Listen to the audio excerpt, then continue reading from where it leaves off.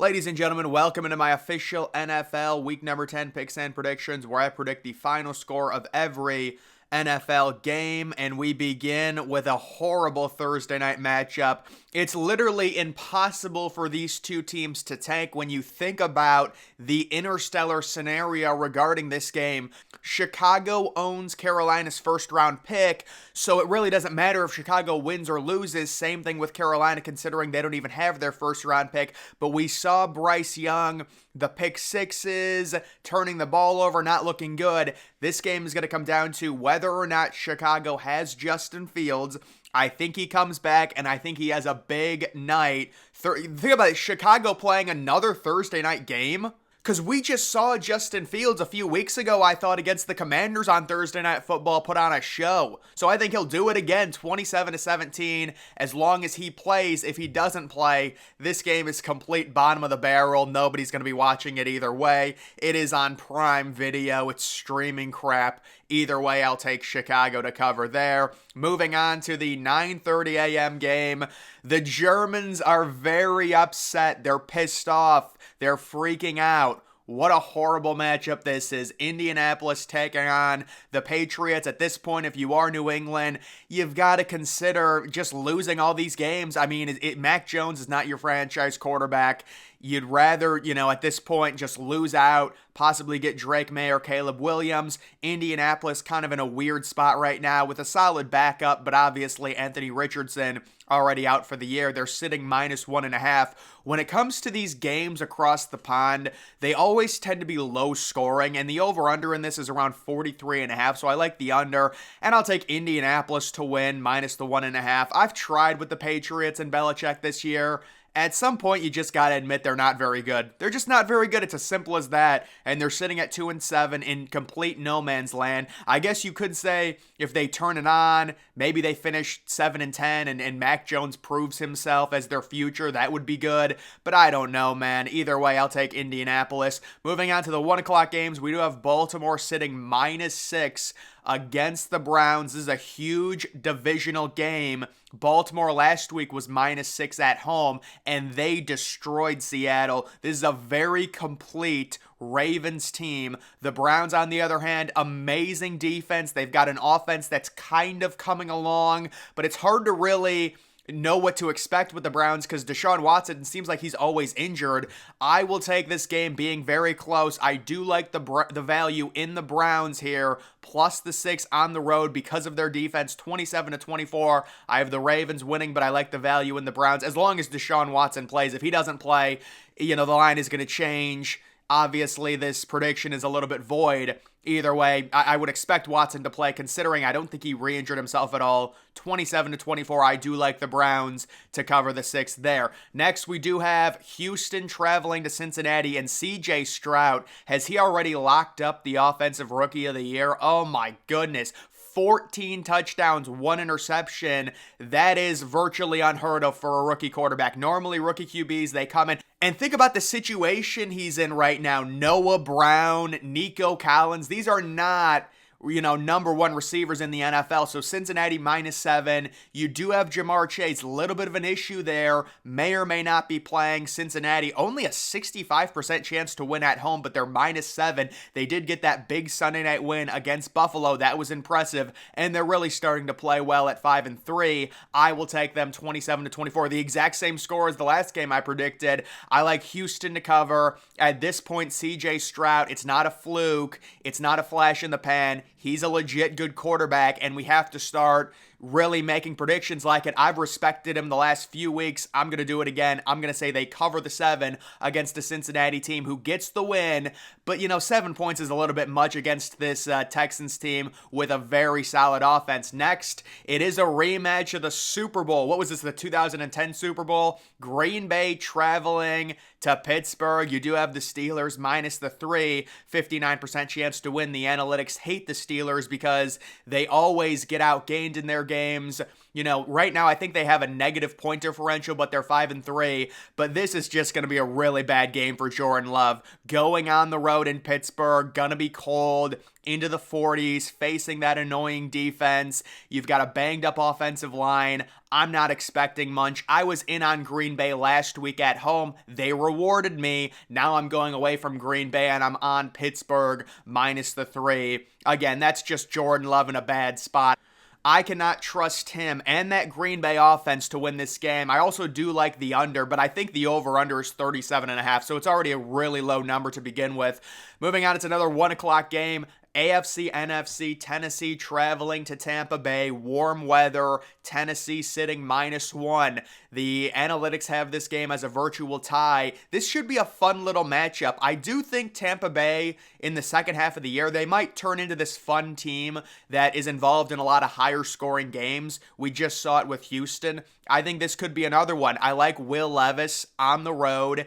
He's developing. To me, Tennessee just has a little bit more momentum right now, just overall team momentum with Will Levis, DeAndre Hopkins. You do still have Derrick Henry. I've got them winning this game, covering obviously the 1-point spread, and I do like the over because, see, again, it feels like Tampa Bay is going to be involved in some higher scoring games. It's warm weather, it's nice out, you're at home, you're in the state of Florida. We get a nice little higher scoring one there. Another 1 o'clock game. It is San Francisco on the 1 o'clock time zone, Eastern time zone, traveling to Jacksonville. Big game here, 5-3 versus 6-2. San Francisco coming in 3-point favorites in this one, coming off their bye. They have Nick Bosa and Chase Young now ready to deploy, and I do like San Francisco to win this game and to cover the spread. I've been going against San Francisco, and I've been rewarded, but now I'm back. I think that they've taken their time. They make the trade for Chase Young. They're going to reestablish their identity. Christian McCaffrey will have 120 rushing yards, maybe 50 receiving yards. Brock Purdy will do a little game managing, and they'll win this one easily. They'll probably get a strip sack, maybe an interception against Trevor Lawrence. I do think the Jaguars, they're a little bit worse than their 6-2 record, honestly. They're due for a loss, and San Francisco is due for a win. So this is a correction game, and I will take the 49ers to win this one outright pretty comfortably. I don't know if there's going to be that many points scored in it, though, but I do like them to cover the 3-point spread there. Next, we do have the Saints traveling on the road to Minnesota. New Orleans sitting -2.5, 51% chance to win. Josh Dobbs, the crazy magic, right? It was pretty remarkable what happened last week with him coming in the game after getting traded like 3 days before, and then he ends up beating Atlanta. When I had Atlanta minus the 4.5, it's remarkable, but in this one, I am going to take New Orleans to win fairly easily. I like the value minus the 2.5. Listen, I get people, they like Josh Dobbs. That team has some momentum, but New Orleans is still a very solid team. They're sitting at 5-4. They're not going to ruin their season going on the road and losing a game like this. They will win 27-16, relatively easy game. That New Orleans defense has shown the ability to shut teams down that have bad quarterbacks, and this is a game right here with Minnesota. Probably not going to have Justin Jefferson, or actually, I don't think Justin Jefferson's coming back yet, so I will take New Orleans to win that relatively easily. Moving on to the 4 o'clock window, the 4:05 games. It is Atlanta traveling to Arizona. This is Kyler Murray's debut. I'm expecting him to be rusty. You do have Atlanta still going with Taylor Heineke. I like that move, and I think Atlanta, I'm going to hold my breath, but I think they cover this 1.5-point spread on the road. There's going to be a lot of juice for the Kyler Murray return. I get it, but this is not a good Arizona team, and it is Kyler Murray's first game back. So again, there's going to be some rust there. We just saw Arizona have like 90 total yards of offense in a 27-0 loss against the Browns, and it's an Atlanta team. I mean, there has to be some type of pressure to actually get Bijan Robinson 20 to 25 touches. I think that's the narrative going into this game. I'm guessing that Bijan Robinson's going to be a really good daily fantasy play because there's the narrative that he's not getting enough touches, so they're going to force feed him, and I think Atlanta wins this game and covers the 1.5-point spread. There's another 4:05 game. That's great. It is Detroit traveling to LA to take on the Chargers. The Chargers involved in kind of a weird game. against the Jets. Their offense really not showing much. They've got Keenan Allen, Eckler, but after that, there's really not much there. Quentin Johnston's been a complete bust as a rookie, and you've got a very solid Detroit team. Detroit's just good, and I believe Detroit's coming off a bye. They had that Monday night win against Oakland, and they're sitting -2, but you can see the analytics actually like the Chargers. 59% chance they think there's great value on the Chargers. And I'm actually going to go against the analytics. I like it to be a higher scoring game, and I like Detroit to win this 31-24. Jahmyr Gibbs, they found something with him in that running game. They invested a high first-round pick into him, and they're going to be giving him probably from here until the end of the season 20 to 25 touches. They're just a sound football team. The Chargers, on the other hand, you can say, well, they beat the Jets. The Jets are pretty good. I don't know, man. The Jets have a terrible offense. They blew them out. That's great. I still have questions about that Chargers offense in general, so I will take Detroit on the road -2 in this one. Now we've got a dreaded 425 game. Yeah, this is the big one, the big 425 game. Dallas sitting -16.5. Taking on the Giants, who are in full tank mode. If you are the New York Giants, make no mistake about it. You want to finish the season 2-15. I am not kidding. You do not want to win a single game. Put yourself number 1 pick or number 2 pick, Drake May, Caleb Williams, one of them, and be done with the quarterback situation. Trade Daniel Jones, do whatever you have to do. He's only got another year on his deal. You've got to lose these games. Obviously, Dallas, huge favorites, 90% chance to win. Normally, Dallas is the team that always has these massive spreads because they always just blow these bad teams out. I actually think they cover the 16.5 and win this game 34-14 there. They're facing a team that's tanking, and it's going to be very, very bad. This is actually kind of a decent 425 game. It is the Commanders traveling to Seattle. Seattle sitting -6.5. I'm getting a big time over vibe in this game, and I do like Seattle in a bounce back effort after a terrible road performance to come back home, right the ship a little. Although I will say Geno Smith this year, not nearly as good as he was last year. There were several plays I saw against Baltimore. He's just bad quarterbacking. That's all I can say about it. But I do think Seattle, with all of those weapons, they get back on track against the Commanders team. The Commanders are a feisty team. They are. It'll be interesting, but I do like Seattle to cover that 6.5 point spread. Moving on to the primetime games, it's the Sunday night game. We're all shocked this game was not flexed out. It's interesting what the NFL's doing right now. They're really not utilizing their flex option. Now, this might be a situation where they're desperate to have as many games as possible, primetime games in Las Vegas, but still, it's just crazy. The Jets get another primetime game.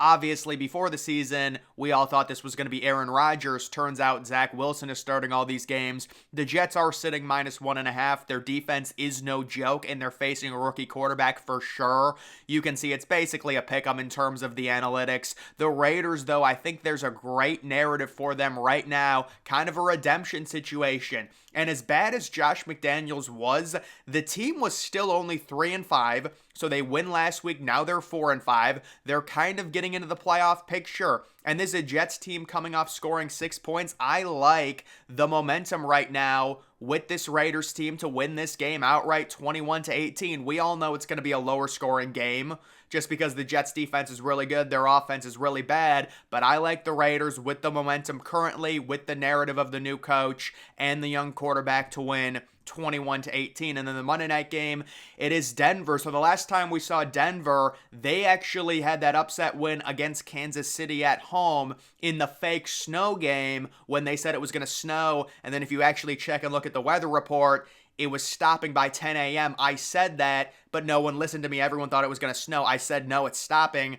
Either way, you can see they're going to be on the road at Buffalo. Buffalo sitting -7.5. That's a horrible spread. Last week, I had New Orleans -7.5, and they won by 7 because they missed a 45-yard field goal. But this is a game, I just think it's a situation where it feels like everyone's going to be picking against Buffalo. I will go in on them. They're 0-3 in their last 3 against the spread. They're due for a win. They've really taken on water. Josh Allen, the interceptions, the turnovers, we know they're bad. They're sitting at 5-4. They really do need to win this game. and they're facing a Denver team who still does have a really bad defense. I know they beat Kansas City, but Mahomes was a little bit sick. He was under the weather. Now they're on the road. I think Buffalo gets back on track after kind of a disappointing offensive performance against Cincinnati on that Sunday night game. I will say Buffalo is just, both Buffalo and Dallas, they play the most primetime games and 425 games. I think both Buffalo and Dallas have one remaining 1 o'clock game. It's pretty crazy considering, but either way, guys, that is going to do it for my official NFL Week number 10 picks and predictions. Make sure you're following me on X. Link to that's always in the description.